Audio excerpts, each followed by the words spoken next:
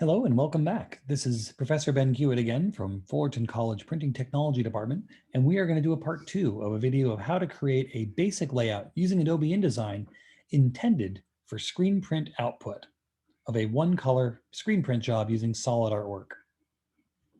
When we last left our hero, we were putting text onto a path, and we set it up on top of the path by moving these end pieces around to the equator to center where it's going to be, where the text can start and where it can stop. We're going to do a little bit more fussing to this right now because we can make it a little bit better. So I'm going to go back over here where I have my type on a path tool. I'm just going to double click, which is going to open up the type on a path options. Now here with preview on, you can see what it does. You can flip it to the inside of your circle, which is convenient for doing bottoms of things. Effect is rainbow. I like that. I'm however going to change the alignment. Effect. So the rainbow means it's going to stretch out that way. You can see what other things do. Skew lets the words always stay upright on top. Maybe we'll go with that one for today. 3D ribbon, I don't love as much. It looks kind of awkward. I've never found a good use for it. Stair step or gravity. Personally, I think for this one, skew is the correct choice for what we're doing. You can add spacing. You can also choose what aligns to what. So right now the baseline or the bottom of the text, you can see in this font because it says square, is sitting soundly directly on that line. However, I like to go to the center. Now the center of the text from top to bottom is lined up on the circle, and you get a better centering and a better skew if you ask me on this. From here, if we want, we can make it bigger using that Command, Shift, and greater than, and that's going to create it to where we want. Anyways, from here, we can now create our output. I forgot to show you in the first video, and slap, shame on me for not going there immediately. What you should be doing all the time, in fact, I want you guys to all develop a tick. I want it to be an involuntary reflex that you compulsively save your files. If you do it the slow way, it's File, Save. It's also Command S, and it's really easy to Command S with your left hand without even thinking about it. And if you can get there, you're doing okay. Let me take myself back to the proper folder here.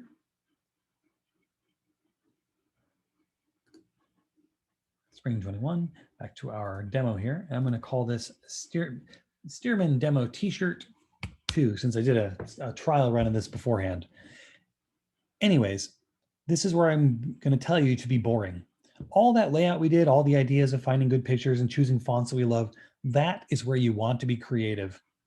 Naming the file and put it someplace where you can find it later, the file management aspect, is not where you want to be creative.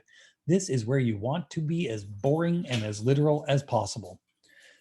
If you want to come back and print another copy, or if a client asks you to of something you're doing for them tomorrow, next week, next year, 2 years from now, you better be able to find that file quickly and easily and not waste your time searching through folders and folders and folders, wondering what on earth it is that you did. Because if you name it Bob, sure, that may be funny to you right now, but will you even understand that context years from now? So I'm calling it Stearman Demo T-shirt 2.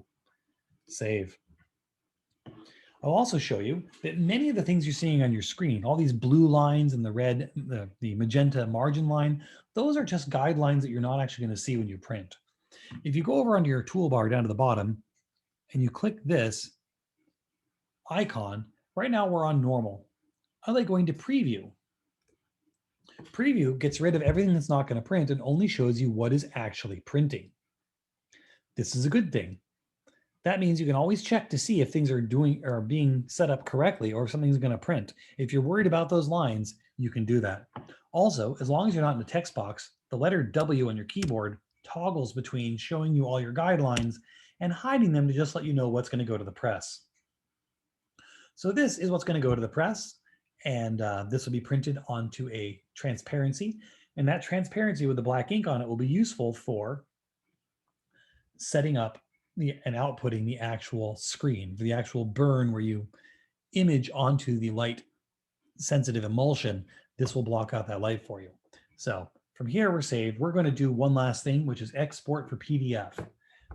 While you can take things like your InDesign files with you places, you can take them on flash drives, it's not the best choice. Remember that InDesign does not embed your image. It remembers that place on your computer where the image is. It's like taking a packing list with you instead of actually packing your suitcase. Once you're traveling and you have a packing list in your pocket, it's not the same as actually having put your socks and your pants in a suitcase and bringing them with you. And most places require shoes and pants to eat. Just saying. Anyways, to throw my annoying example back at you guys, InDesign files, the INDDs, let me call this up on the computer. Why is this never where I expect it to be when I go there? Ha ha ha ha. Let's scroll back here.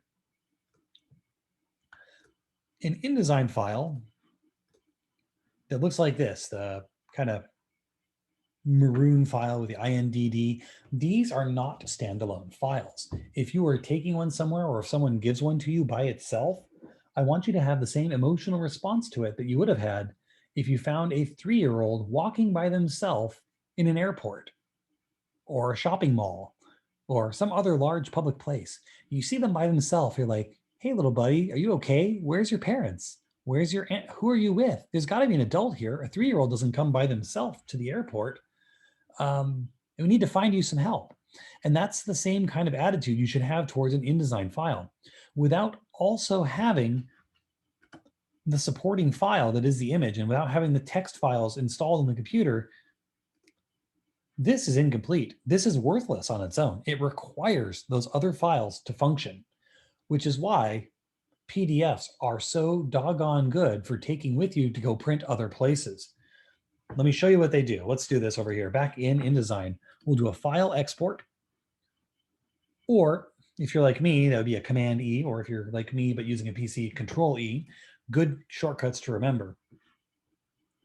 And here you're able to create this thing. I'm going to put it into a folder that should only ever be used for one thing. I know this is not a video on file management, and there will be one later, but I create a file folder called RTP, which stands for Ready to Print.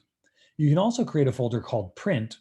I don't, because teaching in the print department, having a folder called Print doesn't mean that much to me. It might to you though, but you need to always use the same thing. Some people call this folder Final. However, with my decade and a half in industry, I have found that the word final is cursed. If you call a file final, you're pretty much inviting more changes that you're going to have to do to it. So don't call it final. Anyways, so I won't call the folder final. It's bad luck. So inside Ready to Print, you should only have the absolute last print ready version of what you're going to send. And if you make a new version later on, throw away the old one or put it to an archive folder and don't leave it here.